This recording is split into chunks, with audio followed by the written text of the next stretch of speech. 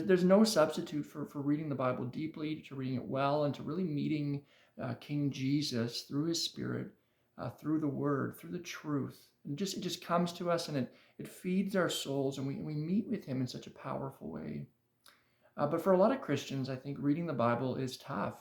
Reading the Bible becomes boring, or you feel like you know what's coming next, and it doesn't seem to have life in it. I just want to encourage you right now with just talking about a couple Bibles I read that I've really grown to love and appreciate. Today I'm just going to just talk about one of them. I'll do another video for another one. But this is the first Bible I want to talk about. It's a really good Bible. This is called the Literary Study Bible. This is by ESV. And this is an amazing Bible. I've come to really grow to appreciate and respect this Bible. This Bible, if people ask me about it, I would say it's like learning to read the Bible like C.S. Lewis. And so this is a father-son team who put this Bible together.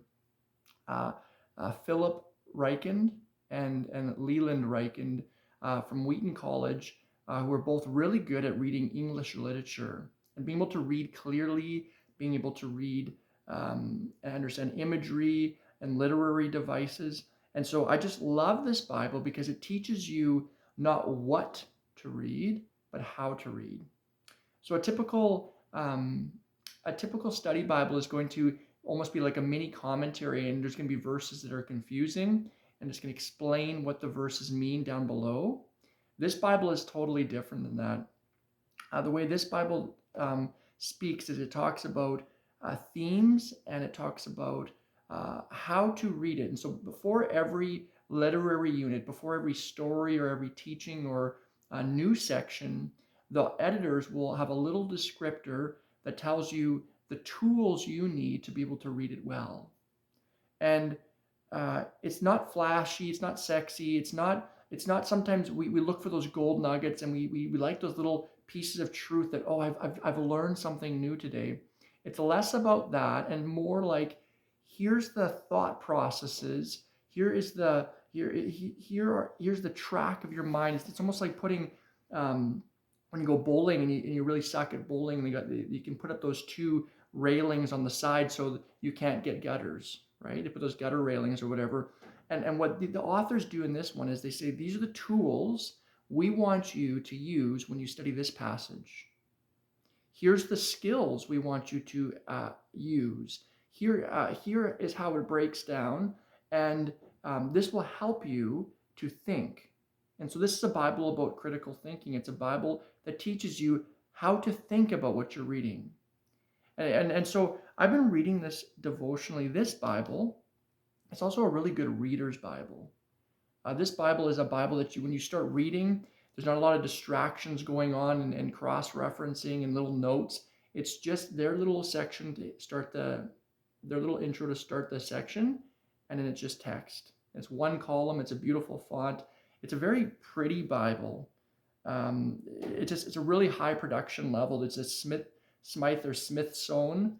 It's cardboard with cloth over top. It looks like a more expensive Bible than it actually is. Crossway does such a great job with their stuff. But so for an example, I think it really shines in the Psalms. And so every morning I read a Psalm, I meditate on that Psalm, and I pray it back to God. And it does such a good job of getting you in the headspace to think things through and to read it well. And I've noticed this. I've been reading it for a year, and now when I go to do sermon preparation, instantly I'm looking for reading things in an excellent way. I'm not trying to necessarily look at the background right away. I'm trying to understand, are there metaphors going on? Are there contrasts? Is there hyperbole or exaggeration? Is this happy? Is it sad? What are the feelings going on here? And it's teaching me to read the Bible skillfully.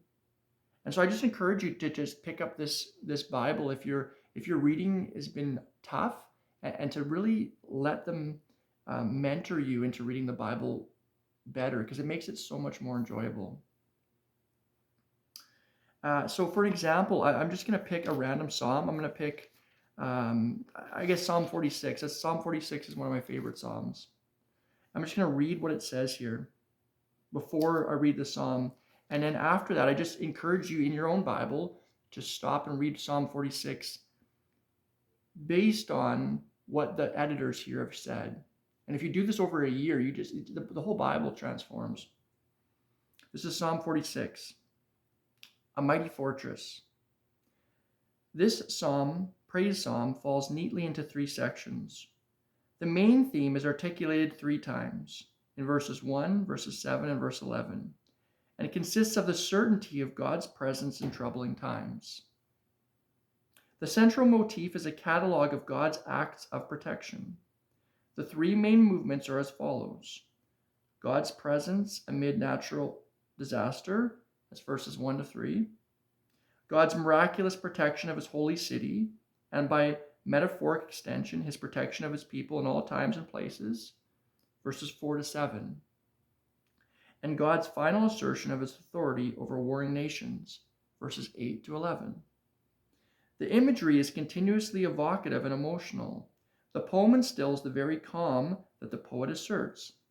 An eschatological, end times interpretation of the poem is appropriate, not only because of the terminal imagery in verses 8 to 9, but also in view of the natural upheaval in verses 2 to 3. Reminiscent of the imagery of cataclysmic disruption of nature in the eschatological visions of the New Testament. And so that, it seems like, well, like what good does that help? That's just not telling me what the psalm is about. But if you pause the video, you go back and to listen to what I just said, what I just read, and you start to divide the psalm up in those ways, you start to see how every section is different and how those sections interact with each other. And I'm telling you, after reading this Bible for a year, the way I read the Bible is a lot different. It's a lot more beautiful. It's a lot more nuanced. This is kind of like an antidote for fundamentalism, for reading the Bible just plainly and shallowly. This is looking at the richness of how language works.